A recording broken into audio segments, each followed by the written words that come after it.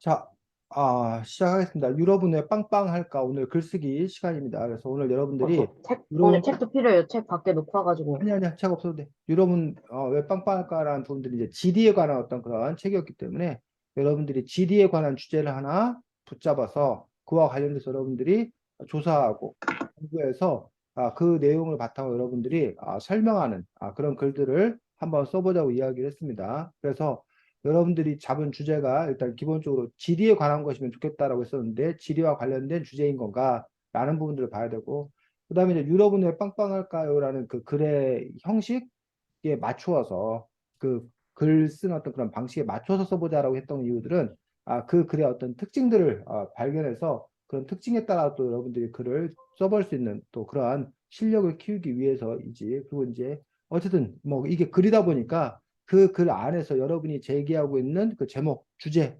관해서 충분한 정보가 들어있는가 또 그것들을 읽는 사람들이 이해할수록 쉽게 써 주었는 건가. 또 그러다 보니까 이제 기본적으로 문장 표현이라던가 뭐 문단 구별이라던가 이런 것들을 제대로 잘 했는가 뭐 이런 것들이 이제 평가의 기준이 될 수 있다고 생각을 합니다. 그래서 두 사람 중에 먼저 발표를 하고 그럼 나머지 사람들이 네. 자기가 아까 쌤이 말했던 기준에 입각해서 이런 점들은 잘 되었습니다 하고 칭찬해 주면 되고 또 이런 점은 좀 부족하지 않냐 이런 점은 좀 개선돼야 되지 않냐 라는 점에서 또 여러분들이 조언도 아낌없이 할 수 있으면 좋겠습니다.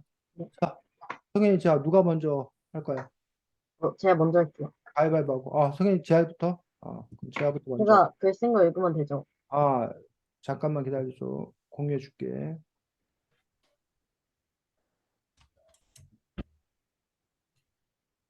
지하 제목이 뭔가요? 고산 기후에 왜 사람들이 많이 살까? 음 요거 자 나 오타가 왜 이렇게 많니? 이거 고산 기후는 해발 고도가 높은 고산에서 나타나는 기후입니다. 고산 기후에는 사람들이 많이 사는데 그 이유는 무엇일까요? 먼저 고산 기후에는 온화한 온도가 나타납니다. 뭐야? 고산 기후, 기후에 영향을 미치는 가장 큰 요인은 해발 고도입니다. 해발 고도가 높아질수록 기온은 하락하고 고도가 높아질수록 지표면의 복사에는 에너지가 감소하기 때문에 저희도 해발 고도가 높은 지역에서는 오히려 인간이 거주하기 적합한 온화한 기후가 나타나게 됩니다. 그러면 우리나라의 고산 기후에는 무엇이 있을까요? 우리나라는 산맥의 높이가 그리 높지 않기 때문에 고산 기후가 나타나지 않습니다. 하지만 대관령이나 태백시 같은 지역에서는 평지와 다른 산악 기후가 나타납니다. 이를 이용해서 이 지역의 사람들은 고랭 농업을 하거나 날씨의 영향을 덜 받는 목축업을 주로 한다고 합니다. 어, 자, 요 글입니다. 성현이 요 글에 대해서 평하면 되겠습니다. 네, 뭐, 부산 기후에 대해 네, 글을 썼구나 하는 생각이 드네요. 뭐라고? 고산기후에 대해서 뭐라고? 글을 썼구나 하는 생각이 들어요. 어, 그리고 딱히 특별하게 더 생각이 안 나는데. 헐, 그럼 제가 약간 제 거 다시 읽어보고 피드백 해도 돼요? 그래 해봐. 네, 자평. 전 그냥 딱 무난한 글인 것 같아요, 그냥. 음, 일단은 약간 첫 번째에서 두 번째로 넘어갈 때가 약간 매끄럽지 않았고, 음, 그, 여기서 온화한 기후가 나타납니다. 저 밑에 해발 고도는 복사면의 에너지가 감소하기 때문에 이거랑 약간 잘 이어지지 않아서 음, 나중에 쓴다면 약간 글 간의 연결을 좀 판단하면서 써야 될 것 같아요, 글을. 음. 자, 하이에스 제야? 네. 그래서 제가 글을 이렇게 보면서 선생님이 느끼는 어떤 그런 생각들은 뭐 일단 지리에 관한 영역을 붙잡아서 쓴 것들은 좋은 그런 부분이라고 생각합니다. 근데 여기 지금 보면 고산기후가 뭐다라고 이제 설명하는 어떤 그런 방식으로부터 고산기후는 해발보다 높은 고산에서 나타나는 기후입니다라고 이제 네. 고산기후가 뭔지 당연히 설명을 해줘야 되는 그런 부분들인데 이렇게 시작할 수 있어. 정의를 내리는 어떤 그런 방식으로 시작할 수 있어. 아, 그렇게 해놓고는 바로 고산기후에는 사람들이 많이 사는데 그 이유는 무엇일까요? 라고 돼 있는데 네가 일단 전제를 하고 있어. 뭐라고? 네. 고산기후에는 사람들이 많이 사는데 라고 네가 전제하고 있는데 진짜 고산기후에 사람들이 많이 살아? 우상 기후에 그 사람들이 살기 적합한 기운이 나타난다고 써야 되는데,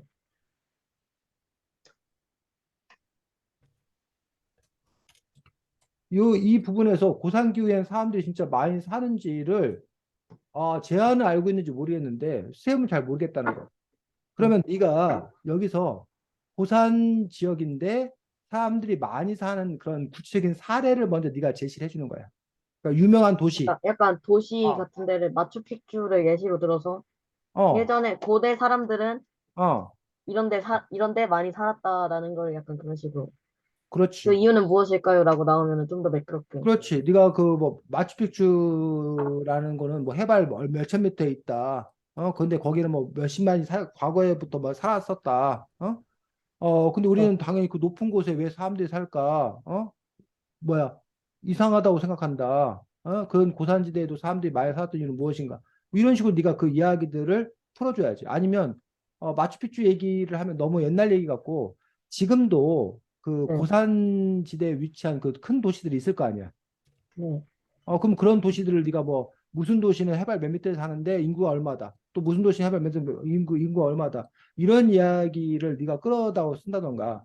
아니면 반대로 우리나라에는 고산규가 거의 사실 없다고 돼 있잖아. 지금 네가 얘기한 대로. 그럼 너는 오히려 우리나라 같은 경우에서는 높은 산에는 사람들이 잘 살지 못한다. 뭐 살기 안 좋다고 우리는 알고 있었는데, 근데 사실 세계 여러 나라에 보면은 오히려 고산지대에 사는 사람들이 많이 있고 오히려 고산지대가 더 좋다던가 이런 부분에 대한 이야기들을 네가 요 부분에서 이렇게 이야기를 펼칠 수 있는 어떤 그런 부분들이 있지 그 않나. 초반 부분의 내용이 약간 부실하고 이어질 수 없는 약간 내용이었다가 음. 그래서 너가 이따가 우리가 시간이 어떻게 될지 모르겠지만 다시 이제 다시 고쳐 쓰기를 한다면, 그 부분들을 조사를 해서 요 부분들에 대한 이야기들이 그 써져야 된다는 거야, 일단 기본적으로. 네. 글이라는 부분에서. 그래서 이제 글을 쓸 때의 그 기본 원칙은 뭐냐면 글 쓰는 사람은 알고 있어. 제한어는 알고 있기 때문에 이걸 쓰는 거야. 네. 근데 이 글을 읽는 사람은 제아가 아니라 다른 사람이 읽는 건데 다른 사람은 제아너만큼 똑똑하지가 않아. 네. 제아너만큼 알고 있지가 않아. 네. 그래서 뭐 쉽게 말해서 배경 지식이 없는 사람도 이 글을 읽었을 때 제대로 알 수 있도록 써주는 거. 요게 이제 글을 쓰는 그 가장 기본적인 원칙들 중에 하나라는 거지. 그래서 그런 점에서 글을 어떻게 써야 되는 건가에 대해서 생각을 해보고 그 다음에 먼저 잠깐만요. 고산기후에는 어? 잠깐, 저 밖에 강아지가 짖어가지고 어, 말리고 올게요. 어, 뭐야, 뭐야. 왜 짖어?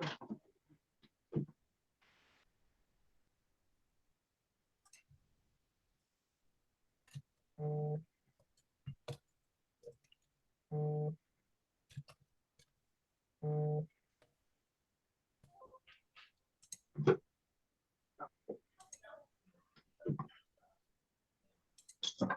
죄송합니다. 자, 먼저 고산기후에는 온화온도가 나타난다라는 것도 이제 온화온도가 나타난다. 이것들도 이렇게 쓸 수도 있지만 이걸 이제 뭐야? 구체적인 온도.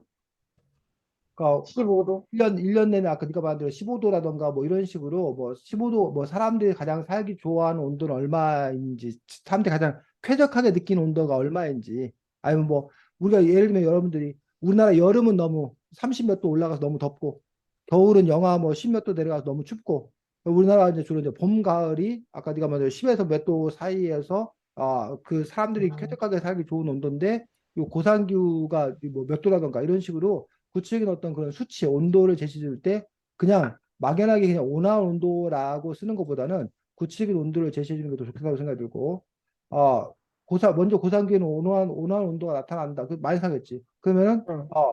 여기도 고산기후의 기후에 영향을 미치는, 고산기후의 기후에 영향을 미치는 가장 큰 해발고도라고 돼 있는데, 여기 보면 고산기후는 온화 온도가 나타났는데, 왜 그럼 온화 온도가 나타날까 하면서, 요 이야기는 굳이 써줄 필요가 없고, 그냥 해발고도가 높아질수록 하고 바로 들어가면 네. 아, 되기 때문에 여기 부분은 사실은 생략 돼도 별 상관이 없는 그런 부분이라고 보여집니다. 네. 해발고도가 높아질수록 기온은 하락하고 고도가 높아질수록 지표면의 복사 에너지가 감소하기 때문에 그럼 이것도 해발고도 고도 같은 얘기잖아. 높아질수록 네. 해발고도가 높아질수록 기온은 하락하고 이것도 생략하고 지표면의 복사 에너지가 감소하기 때문에 저위도의 저위도의 해발고도 높은 지역에서 오히려 인간이 거주하는데 적합한 온화한 기후가 나타나게 됩니다. 근데 요 이야기는 결국 여기서 왜 나타날까요? 이미 뭐였기 때문에 앞에서 했기 때문에 반복된 얘기 때문에 역시 뭐하다 필요가 없어요. 없는 부분이라고. 이것도 생략하고. 그래서 글을 쓰는 그런 부분들에 있어서 뭐한 이야기? 중복되는 필요한 이야기. 중복된 이야기는 빼야 돼. 물론 이제 강조하기 위해서 중복을 하는 경우가 있어. 근데 지금 여기는 지금 여기서부터 여기까지 한 두 문단도 안 되는 저기에 고산기후라는 말이 하나, 둘, 셋, 넷, 뭐 다섯 번, 여섯 번 정도. 그러니까 기후란 말까지 합하면 여섯, 일곱 번이 들어가는 거야. 네. 너무 이렇게 복잡하고 너무 정신이 없어. 그런 점에서 네. 이제 뭐 해발고도란 말도 지금 너무 반복적으로 쓰이고 그런 점에서 이제 이렇게 반복적으로 쓰이는 이런 것들은 과감하게 걷어내고 네가 말하려고 하는 것만 명확하게 나타내는 어떤 그런 방식으로 써줘야겠다라는 얘기지. 네. 그래서 그다음에 여기서 해발고도가 높아질수록 기온은 하락하고라고 하는 부분들에 대해서 이제 이거 정도는 사람들이 알 수 있다. 그러면 이제 별 문제가 없어. 근데 네. 지표면의 복사 에너지가 감소하기 때문에라고 했을 때 성현아, 지표면의 복사 에너지가 감소한다는 게 무슨 말인지 잘 알아? 아니면 잘 몰라? 복사 에너지가 뭔지 모르겠는데요. 아? 복사 에너지가 뭔지 모르겠어요. 이런 경우에 이제 재하가 뭐 이걸 네가 이 정도는 이해할 수 있는 사람 수준이 있는 거다라고 한다면 뭐 할 말이 없지만 요거를 이제 누구 수준에 맞춰서 쓰냐에 따라서 지표면에 우리 석연이가 쉽게 이해하지 못할 정도라면 대중적인 글이 아닌 거지. 그런 아, 점에서 이제 지표면의 복사 에너지가 감소한다는 게 도대체 무슨 말인지 그리고 그 원리, 숨은 원리가 뭔지 그 부분들에 대해서 네가 뭐 해줘야 된다고? 이야기를 해줘야 될 필요가 있다는 얘기지. 그러니까 해발보다 높아질수록 기온은 왜 하락하는지 더 과학적인 원리를 설명해 줬고 지표면의 복사 에너지가 왜 감소하는지 아니면 지표면의 복사 에너지가 감소하기 때문에 해발고도가 높아져서 기온이 하락하는 건지 이 둘 간에 네. 상관관계가 있으면 하나로 엮어서 설명해주고 각각 개별적인 요인이면 개별적인 부분에 대해서 설명해주고 오히려 그러한 새로운 내용, 구체적인 내용이 들어가야 되지 이 비슷한 얘기가 이렇게 반복되는 방식으로 글이 써져서는 안 된다는 거야. 이해가? 네. 그러니까 한 어, 가지 주제에서 고산 기후가 나오면 그거에 관한 걸 쭈르륵 다 쓰고 해발 고도의 얘기를 할 거면은 쭈르륵 쓰는데 거기서 어려운 내용이 있으면 그걸 또 풀어 써줘야 되고.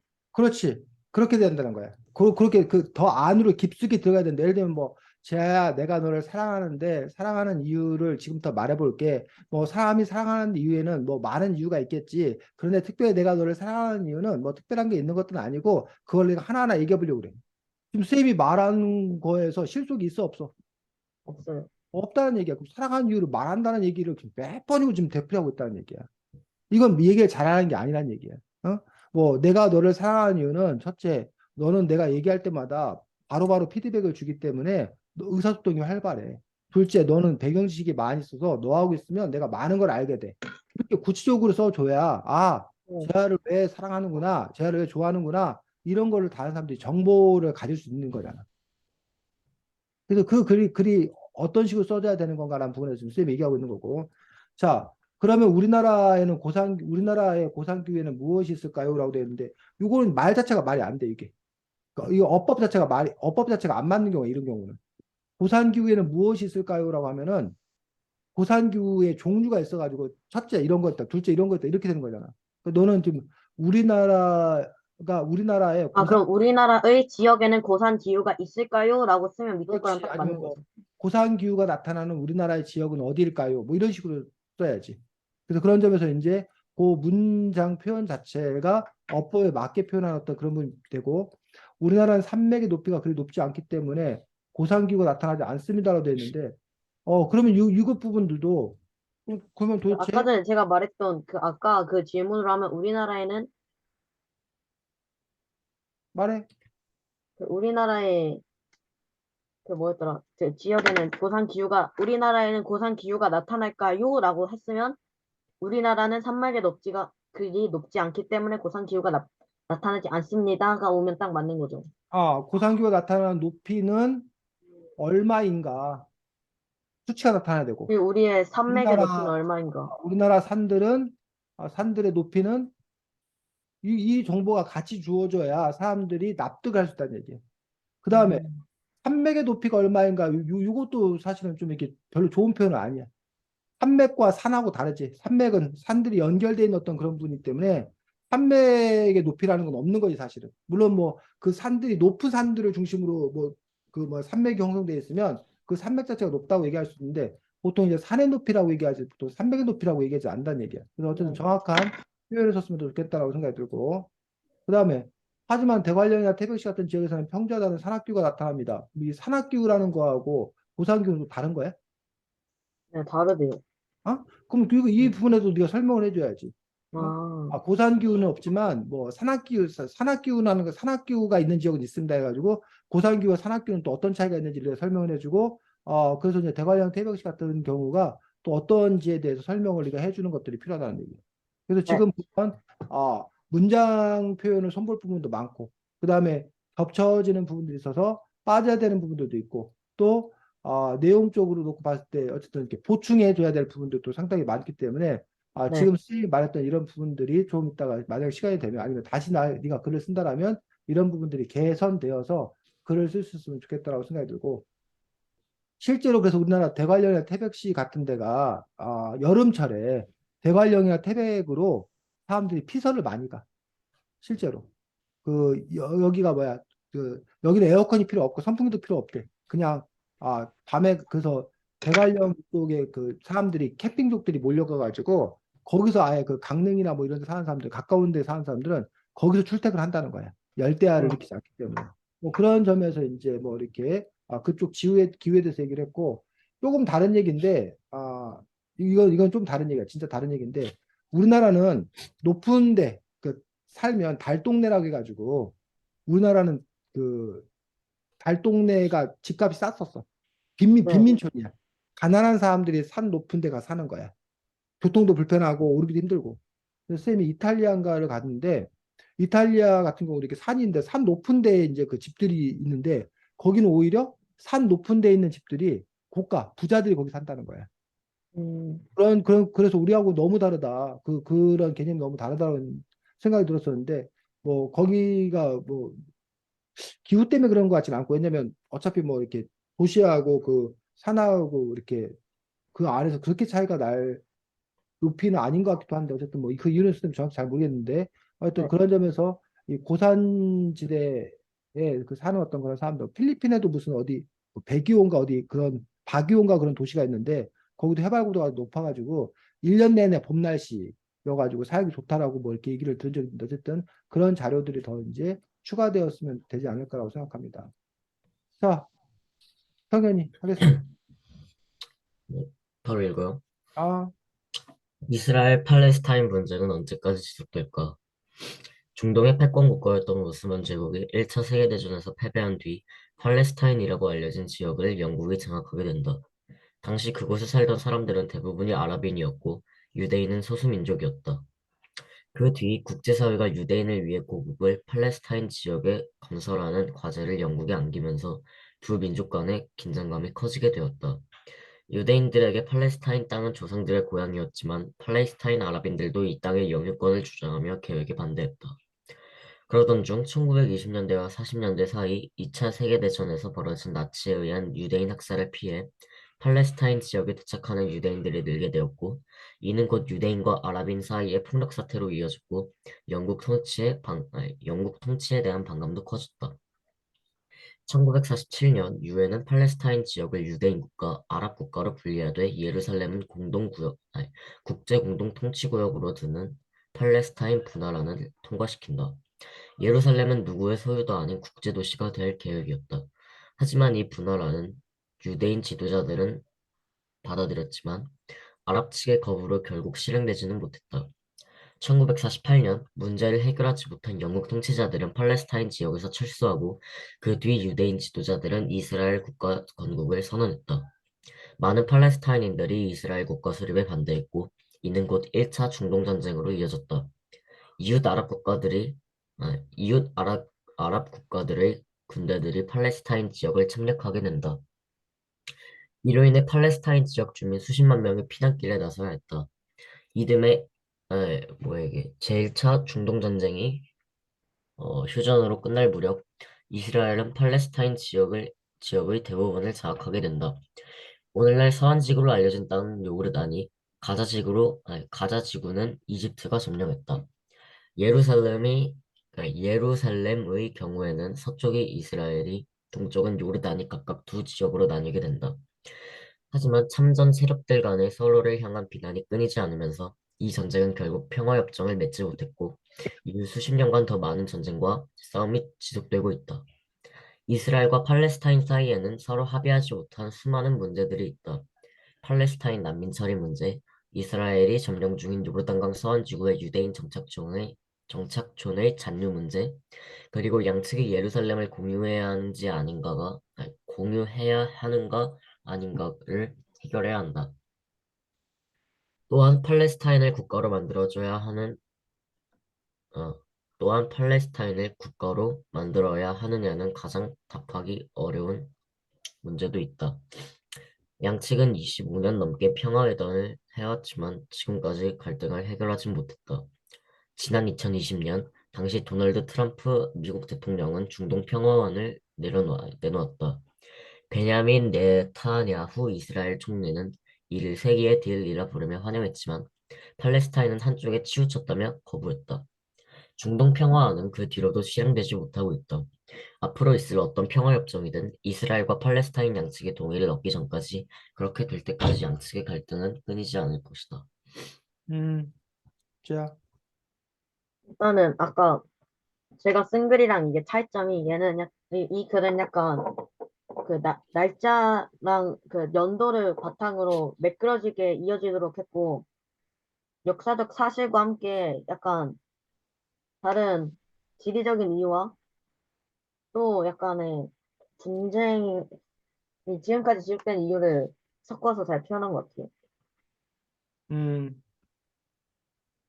자, 지금 끝에 가서 그 뭐야 승현이가 출처까지도 밝혀졌는데 그 BBC 뉴스를 바탕으로 했던데 BBC 뉴스 자료 하나만 보고 네가 정리한 거야? 아니면 뭐야? 어떻게 이 글 작성 과정을 한번 성현이 얘기해 볼래?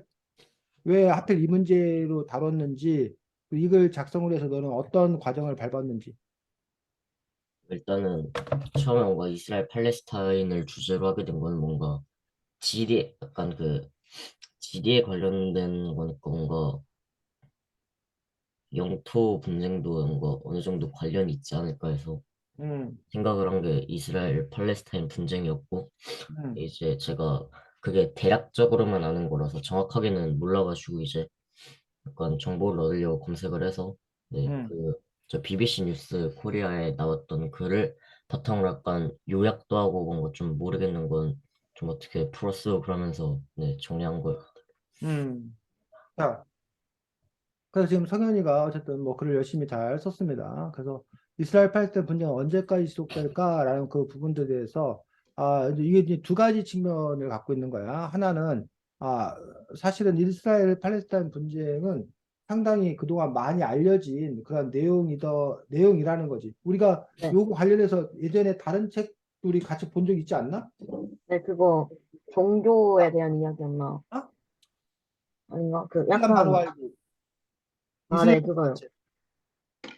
그래갖고 왜 뭐 이슬람 사람들은 미국을 미워하나 해가지고 그때 뭐그 이야기 나왔던 것 같은데 기억 안 나? 네, 한번 나왔던 것 같아요, 책에. 네네 네.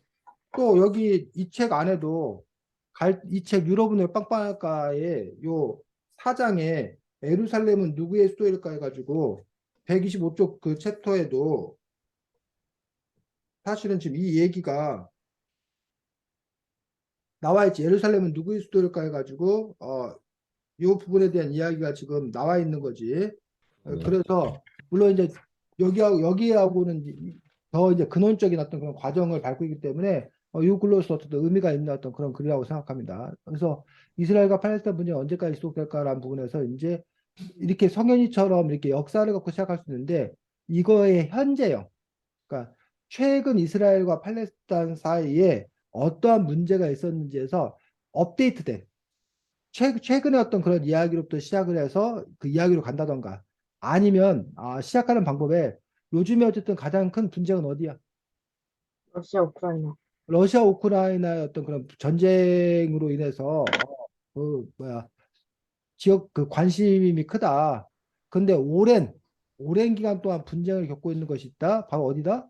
이스라엘과 팔레스타인이다라고 해서 그 시작을 현재나 또는 그 외부에서 바깥으로 이 안으로 들어오는 어떤 그런 방식. 그래서 지금 성현이가 시작하는 방식은 그냥 전통적인 어떤 그런 방식으로 시작하고 있는데 좀 더 흥미롭게 하기 위한 어떤 그런 일반적인 방식이 현재 현재 일이라든가 그와 관련된 어떤 그런 비슷한 일에서 요 원래의 주제로 이렇게 들어오는 방식이 있거든, 성현아, 글쓰기 할 때.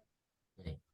그러려면 이제 네. 네가 그 부분들에 대해서 이스라엘 팔레스타인과 관련되어서 가장 최신 뉴스를 검색해가지고 그 최신 뉴스에 대한 소식들을 끌어당겨서 쓰거나 아까 말했듯이 그 분쟁이라는 거에 초점을 맞춰가지고 현재 분쟁이 벌어지고 있는 그 이야기를 끌어다 쓴다던가 요렇게 갔으면 가는 것들도 하나의 어떤 그런 방법이기 때문에 그렇게도 쓸 수 있으면 좋겠다고 생각이 들고 자 중동의 패권국가였던 오스만 제국이 1차 세계대전에서 패배한 뒤 팔레스타인이라고 알려진 지역을 영국이 장악하게 된다라고 돼 있고 된다 할 때 이 된다는 요거 아니고 요거야.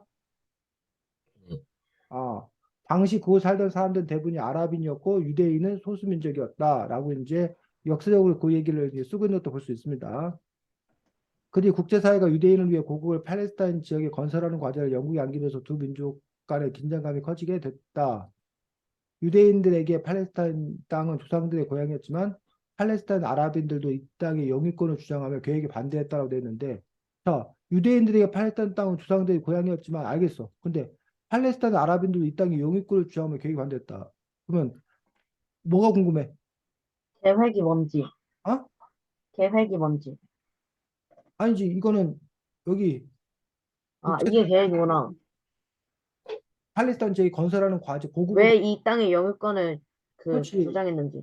아랍인들도 이 땅의 영유권을 주장한다는데 그들은 도대체 왜 주장하는 거냐라는 거지. 여기 보면 애들은 팔레스타인 조상들의 고향이라고 주장하는 거라고 알게 되잖아. 네. 어? 근데 여기 아랍인도 이 땅에 영유권을 주장하는 부분에서 왜 영유권을 주장하는 거야, 성현아? 어, 자기들이 일단 먼저 이 땅에 살고 있었는데, 약간 유대인들이 자기 조상들 땅이라고 이제 땅을 뭐 내놔라 약간 이런 그러면 지금 성현 설명만 들으면 지아야 어떻게 이해할 수 있어? 이 사람들이 여기 살고 있었는데 조상들의 땅이다. 이게 뭔 말이야, 이게? 이 유대인의 조상의 땅인데 이 사람들은 살고 있었다? 네. 이해가 돼, 지아야? 아니요. 뭐가 조상들의 땅인데 갑자기 왜 저 사람들이 살겠어? 그게 이해가 안 돼요. 만약에 이 배경을 모르면 성현이 말만 들으면 아랍인들이 이 땅에 계속 살고 있었어. 이스라엘 사람들 조상의 땅이야. 그럼 아랍인들이 이스라엘 사람들 조상이 돼버린 거잖아. 논리상 네. 성현아. 그러네요. 근데 왜 그런 거야 지금 여기 왜 이런 문제가 생기는 거야? 그 부분에서 네가 여기서 네가 오스만 제국 1차 세계에 패배한 뒤 여기서부터 시작하기 때문에 이 문제가 발생하는 거야. 그러니까 원래 이 팔레스타인 지역은 누구 땅인 거야? 유대인들. 유대인들 땅이야, 유대인들의 조상들의 땅이었어. 그러다가 지금부터 약 2000년 전에 이 유대인들이 로마의 식민지하고 하고 이 유대인들이 뭐야? 전 세계 각국으로 뭐 한 거야? 뿔뿔이 흩어진 거야. 뭐 디스포라인가 뭐 이런 그 표현을 쓰던데 흩어진 거야. 그러니까 그 흩어졌으니까 거기는 이제 뭐가 되는 거야? 빈 땅이 되겠지. 네. 그 빈 땅에 누가 들어와 산 거야? 팔레스. 팔레스타인 사람들이 들어와서 얼마를 산 거야? 2000년을 산 거야. 됐니? 네. 네. 그러니까는 유대인들의 조상의 땅이라는 것도 맞지. 2000년 네. 전. 2000년 전. 아랍인들이 영유권을 주장한 것도 맞지. 왜? 2000년 동안 살아왔기 때문에. 그러니까 그런 부분에 대해서 어쨌든 여기서 뭐야? 추가적인 설명. 부분이 여기에 들어가야 되겠다는 얘기. 그래야 오해가 없을 거다라는 얘기. 글을 쓸 때. 헷갈리는 분이 없을 거라는 얘기. 그런 점에서 너가 그 글을 읽으면서 이 글을 읽는 사람들이 이 상황을 제대로 잘 이해하겠나? 헷갈리는 분이 없겠나? 이 부분 봐야지. 네. 자, 그던 중 1920년대, 1940년대 사이 제2차 세계대전에서 벌어진 나치의 유대인 학살을 피해 팔레스타인 지역에 도착하는 유대인들이 늘게 되었고, 이는 곧 유대인과 아랍인 사이의 폭력 사태로 이어졌고, 영국 통치에 대한 반감도 커졌다. 여기 부분에서 유대인 학살을 피해 팔레스타인 지역에 도착한 유대인이 늘게 되었고, 여기까지는 뭐 이해가 돼. 네, 근데 이는 곧 유대인과 아랍인 사이의 폭력 사태를 이었고 영국 통치에 대한 반감도 커졌다. 이는 곧 유대인과 이 아랍인 사이의 폭력 사태를 이었고 왜? 성현아 왜? 원래도 서로 땅에 약간 그 뭐라 영유권에 대해서 그런 식으로 유대인이랑 아랍인이 뭐 자기들 땅이다 이런 식으로 어, 해왔는데 이제 여기서 유대인들이 약간 뭔가 팔레스타인 이 지역으로 피난을 오게 되니까 응, 뭐 약간 갈등이 어떻게 당연히 생길 수밖에 없고 응, 그래가지고 폭력 사태로 이어진 그런 응. 영국 통치에 대한 반감은 왜 커졌어? 음 또 영국 통치에 대한 반감이 커진 이유를 네가 뭐 해도 돼? 가지고 이렇게 조사해서 더 써줘야지. 이해가? 네, 그래서 여기도 사실은 유대인과 아랍인 사이의 폭력 사태를 이어졌고라고 썼는데 이걸 네가 사실 좀 풀었으면 유대인 학살을 피해 팔레스타인 지역에 도착한 유대인들이 늘게 되었다. 그러다 보니 기존에 어? 이미 살고 있던 누구와 아랍인들과 그 새로 들어온 유대인들 사이에 유대인들이 싸운 거. 어 뭐야 땅을 둘러싼 갈등이 커졌고 결국 그것들은 뭐야 폭력 사태로 이어지기도 했다. 뭐 이런 식으로 네가 그 이야기들을 좀 더 설명을 써줘야지. 그다음에 이제 영국 통치에 대한 반감도 커졌다라는 부분들에 대한 설명을 네가 따로 써줘야 돼. 여기서 보니까 지금 그 전까지 오스만 제국이 그 오스만 제국은 중동에 패권했던 오스만 제국은 무슨 국가였다는 거야? 이 사람들이 아랍 세력 아랍. 네, 그리고 이 사람들 이슬람을 믿었던 사람들이야. 근데 여기를 누가? 영국 영국이 장악하니까 이슬람을 믿었던 사람들이 영국은 이슬람이 아니잖아. 응? 그리고 쉽게 말하면 이 사람들 입장에서는 영국이니까 이 사람들 입장에서는 지금 무슨 생각을 하고 있는 거야? 식민지. 우리나라가 일제 침략을 당해서 우리가 일제 식민지를 겪었던 것처럼 팔레스타인 사람들 입장에서도 지금 영국의 뭐야? 식민 지배를 당하고 있다는 얘기야. 그러니까 당연히 뭐야? 식민 지배를 당하고 있는 사람들은 뭐 하고 싶어 해? 독립하고 싶어 할 거 아니야. 네, 그러니까 네, 영국 통치에 대한 반감이 커졌다라고 하는 어떤 그런 부분들은 요 당시에 팔레스타인 그 사람들 사이에 뭐 독립에 대한 어떤 그 욕구가 강했다라는 그런 부분들이 있는 거지. 그러니까 여기는 그러니까 두 가지 팔레스타인 입장에서 사람 입장에서는 두 가지 문제가 있는 거야. 하나는 뭐 영국 자기들의 새로운 지배에 대해 영국 식민지로부터 뭐 하고 싶은 마음, 네, 독립하고 싶은 마음 하나. 게다가 독립해야 되는데 또 하나는 갑자기 어? 네, 유대인들이 와가지고 자기 땅이라고 우기니 그 사람들하고 또 뭐 해야 되는 문제? 싸워야 하는 문제. 두 가지 문제를 동시에 안고 있었다는 거지, 이 상황이. 그러니까 그 부분들을 너가 이거 지금 뭉쳐놨는데 이거를 가지런히 나누어서 설명해 준다는 거야. 자, 그 다음에 1947년 유엔은 팔레스타인 지역을 유대인 국가, 아랍 국가로 분리하되 예루살렘 국제공동체로 두는 팔레스타인 분할을 통과시킨다라고 해서 그럼 갑자기 왜 여기서 형제에 대한 반감이 커졌는데 뭐 왜 이렇게 되는 건가라는 부분에서 이 부분도 지금 생략돼 있는 부분이 있는 거야. 어? 이 문제에 대해서 영국이 뭐 하는 거야? 사실은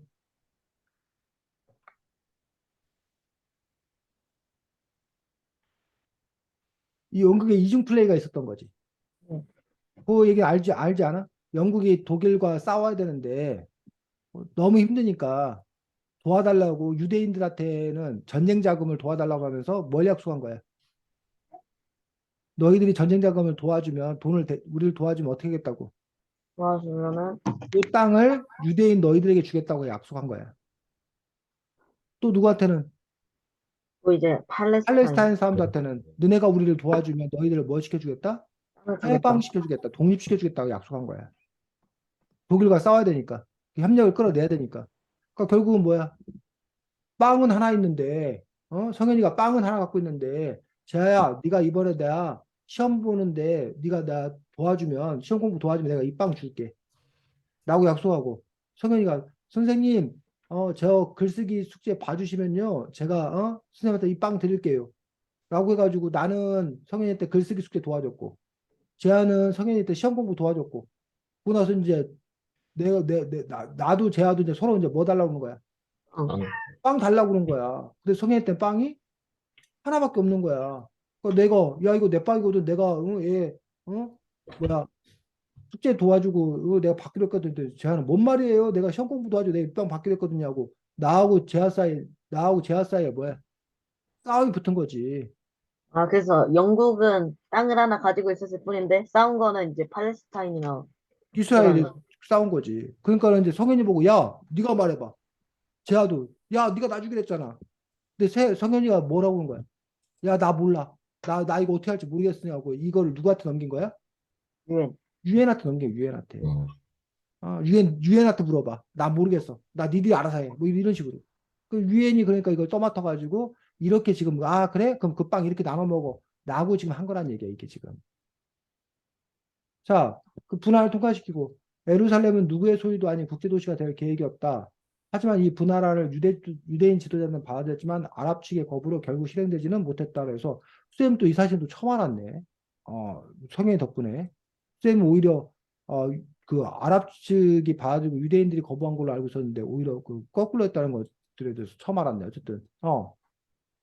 1948년 문제를 해결하지 못한 영국 통치자들은 팔레스타인 지역에 철수하고 그뒤 유대인 지도자들은 이스라엘 국가 건국을 선언했고 많은 팔레스타인들은 이스라엘 국가 수립에 반대했고 이는 곧 1차 중동 전쟁으로 이어졌다. 그래서 그 부분들. 그다음에 이웃 아랍 국가들이 군대를 팔레스타인 지역을 침략하게 된다. 여기 부분들 또 이제 그 오해를 불러일으킨 부분들이야. 이웃 아랍 국가 군대들이 팔레스타인 지역을 침략하게 된다. 왜? 팔레스타인하고 아랍 국가들은 같은 편 아니야? 응. 근데 왜 아랍 국가들이 팔레스타인 지역을 침략해? 성현아? 그리고 이로 인해 팔레스타인 지역 주민 수십만 명이 피난길에 나서야 된다. 아랍 국가들은 팔레스타인을 도와주려고 저기 하는 건데 왜 팔레스타인 지역 주민 수십만 명이 피난길에 나서는 거야? 이게 어떤 상황이야 지금? 성현아? 네, 여기도 추가적으로 조사를 해서 네, 설명을 덧붙여야 되거든요. 또 네가 이거에 대해서 정확히 알아야 되지. 아니면 표현이 많은 팔레스타인들이 이스라엘 국가 수립 반대했고 이는 곧 1차 중동 전쟁으로 이어졌다. 그러고 나서는 이거 팔레스타인과 마찬가지로 뭐 했던 무슬림, 그 뭐야 이슬람을 믿던 주변 아랍 국가들이 누굴 도와서 팔레스타인을 도와서 뭐 이 지역에 군대를 파견한다. 그래서 그 아랍 국가들과 유대인 사이, 뭐 이스라엘 사이에서 뭐가 벌어졌다? 전쟁이 벌어졌다. 그러니까 그곳에 살던 팔레스타인 주민들 수십만 명은 뭐야 전쟁을 피해 피난할 수밖에 없었다. 이렇게 써줘야지. 그래야 오해가 없을 거란 얘기야. 성현아 무슨 말인지 알겠어? 네, 네가 지금 팔레스타인 지역을 침략했다. 이렇게 써버리면 이 아랍하고 팔레스타인하고 지금 뭐인 것처럼 적대 공격. 적대 관계처럼 되는 거잖아. 근데 지금 이게 네가 지금 이게 사실 또 틀린 얘기도 아니야. 팔레스타인 사람들이 사는 지역이고 거기에다가 지금 이스라엘이 국가를 세우려고 하는 어떤 그런 부분들이기 때문에 이스라엘이 세운 국가나 팔레스타인 지역이나 다 뭐 한 곳이야? 같은 곳이야. 그것이요. 그래서 이렇게 표현할 수 있는데 근데 이렇게 글을 쓰면 오해를 불러일으킨다는 거야. 또 오해를 불러일으키지 않기 위해서 아까 선생님이 말했던 대로 뭐 같은 그 이슬람을 믿는 이웃 아랍 국가들이 팔레스타인을 도와 군대를 보내 이스라엘과 뭐 했다? 전쟁을 벌였다 이렇게 써야지. 그럼 이스라엘과 전쟁을 벌였다는 식으로 되고. 근데 그런데 거기에 살던 사람들이 전쟁을 피해서 뭐 이렇게 설명이 되어서 어쨌든 이 설명을 뭐 해야 된다?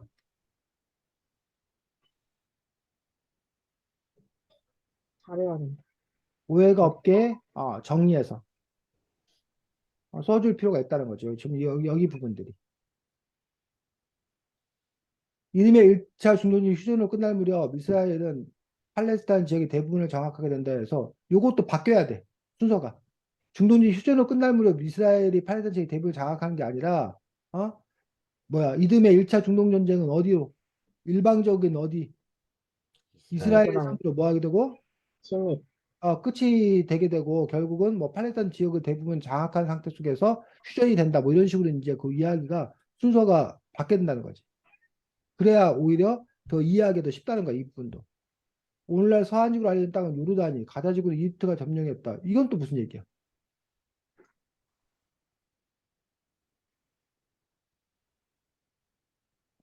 예루살렘의 경우에는 오늘날 서한지구로 알려진 땅은 요르단이 점령하고 가자지구는 이집트가 점령했으면 그러면 오히려 아까 여기서는 팔레스타인 대부분을 누가 차지했다고 그랬는데 이스라엘. 이스라엘. 이스라엘이 차지했다고 그랬는데 여기는 요르단이 점령하고 이집트가 점령하면은 오히려 마치 뭐인 것처럼 아랍 국가들이 이긴 것처럼 또 이렇게 설명이 되잖아. 네. 그러니까 이런 부분에서 물론 이제 뭐 그 서한지구하고 가자지구가 아주 그 뭐야 일부분 팔레스타인 지역의 대부분을 장악한 건 이스라엘인데 그 남은 일부분 중에 또 이걸 요르단과 이집트가 점령했다라고 얘기를 하고 싶은 건지 그러면 이게 팔레스타인하고 또 요르단 이집트는 또 무슨 관계인지 이게 헷갈려져 많이. 그래서 이 부분도 또 정확하게 좀 이렇게 정리될 필요가 있다고 생각합니다. 예루살렘의 경우는 서쪽 이스라엘이 동쪽은 요르단이 각각 두 지역을 나누게 된다. 그럼 여기서 그럼 도대체 팔레스타인은 어떤 의미가 있는 거야? 팔레스타인은 그 아무런 저기 헛개비인 거야? 그리고 실질적으로는 이렇게 요르단이나 이집트가 저기란 거야? 마치 우리나라가 남북 전쟁 당시에 우리나라 군대는 거의 힘을 못 쓰고 유엔군 특히 미군들이 와가지고 뭐 이렇게 했던 뭐 그런 상황인 거야 지금 이 상황이? 상현아 어떤 상황인 거야? 하지만 참전 세력들 간에 서로를 향한 비난이 끊이지 않으면서 이 전쟁은 결국 평화점에 묻지 못하고 이후 수년 동안 더 많은 전쟁과 싸움이 지속되고 있다라고 했는데 여기 참전 세력들 사이에 서로를 향한 비난 이 참전 세력이 누구야? 서로를 향한 비난 그럼 네가 만약에 이글로만 보면 요르단하고 이집트끼리 즉 아랍 군대들이 어? 아랍 국가들이 군대들이 서로를 비난했다는 거야? 서로를 향한 비난이? 아니면 팔레스타인과 이 아랍 세력들과 이스라엘 사이에 서로의 비난인 거야? 내용이 성현아. 두 번째가 그러면 참전 세력들 간에 서로를 향한 비난이라고 할 것이 아니라 하지만 뭐 아랍과 이스라엘은 서로를 향해 비난을 하면서 전쟁 싸움이 지속되고 있다 이렇게 가야지. 헷갈리지 않도록. 네. 이스라엘과 팔레스타인에서는 서로 합의하지 못한 수많은 문제가 있다 하면서 팔레스타인 난민 처리 문제, 이스라엘이 점령 오르간 서한 지구의 유대인 정착지 잔류 문제, 그 양측이 예루살렘을 공유하는 거 아닌가 해결돼야 한다. 또한 팔레스타인을 국가로 만들어야 하느냐로 가장 답하기 어려운 문제도 있다. 양측이 시민을 비판했던 지금까지 갈등 해결하지 못했다라고 해서 그 과정 경과를 이렇게 쭉 쓰고 있는 것들을 볼 수가 있습니다. 지난 2020년 당시 도널드 평화를 내놨고, 그러면 이 중동 평화의 내용이 뭔지를 잘. 써줘야지. 그래야지 왜 이게 사정했지만 한쪽이 치우쳤다 네. 거부했다라고 얘기할 수 있고 중동 평화는 그 뒤로 실행되지 못하고 있다. 앞으로서 어떤 평화 협정이든 이스라엘과 팔레스타인 양측 등을 모두 얻기까지 그렇게 될 때까지 양측 간의 갈등 끊이지 않을 거다라고 지금 이렇게 얘기하고 있는 어떤 그런 부분들로서 이제 어쨌든 그 팔레스타인 그 지역의 분쟁의 역사에 대해서 나름대로 조사해서 쭉 쓴 건 좋은데 지금 쌤이 지적했던 부분들 이런 부분들이 너가 일단 공부가 좀 더 분명히 돼야 되고 그런 부분들 바탕으로 다른 사람들에게 오해가 없도록 이 부분들을 이렇게 고쳐서 써야겠다라고 생각이 듭니다. 됐니? 네. 그래서 이제 여러분들이 이 글의 완성도를 높이기 위해서 어떻게 해야 될 건가라는 부분들, 그 부분들에 대해서 좀 이렇게 생각할 필요가 있다는 거예요. 자, 여러분들 안 온 재현이가 이렇게 글만 보냈어요. 얘는 시간의 시차가 난다고라고 해서 이제 이렇게 글만 이렇게 쭉 보내놨는데 어, 그냥 없으니까 나중에 이렇게 있으면 뭐 읽고 얘기하기로 하고 지금 방법이 두 가지가 있어. 지금 시간이 32분인데 뭐 좀 남았는데 1번 끝낸다. 이번 남은 시간이라도 너네들이 고쳐 쓰기를 해본다. 어떻게 할 근데 거야? 저 성현이랑 그 친구랑 그 끝나고 약속이 있어가지고. 오늘? 네, 네. 저희 그 12시 반쯤에 그 서울 간 친구가 오랜만에 태준 온다고. 그래서 지금 나가가지고 뭐 해주기로 했어요. 그래서 빨리 끝내달라고? 네. 알겠습니다. 오늘 그러면 선생님이 그냥 조언해 주는 것까지 하고 원래 네, 더 바람직한 건 선생님의 조언을 듣고 나서 여러분들이 직접 그 글을 또 이렇게 네. 고쳐 써본 어떤 그런 활동들을 통해 가지고 여러분들이 글을 써야 되는데 오늘은 그냥 좀 조언 들은 것까지만 하고 어쨌든 뭐 방법이 두 가지야. 하나는 글을 쓰고 나서 이렇게 고치는 방법도 있지만 더 좋은 건 여러분들이 글을 쓰기 전에 지금 선생님이 조언해 줬던 것들을 미리 염두에 두고 글 자체를 좀 더 이렇게 완성도 높게 쓸 수 있는 그런 노력들 여러분들이 할 수 있으면 더 좋겠다고 생각합니다. 자, 수고 많았고 다음 네, 친구 오랜만에 만난 친구하고 재밌게 잘 노시고 네. 다음 주에는 책이 뭐였더라? 잠깐만 요거까지만 확인하고 마치겠습니다. 그 음,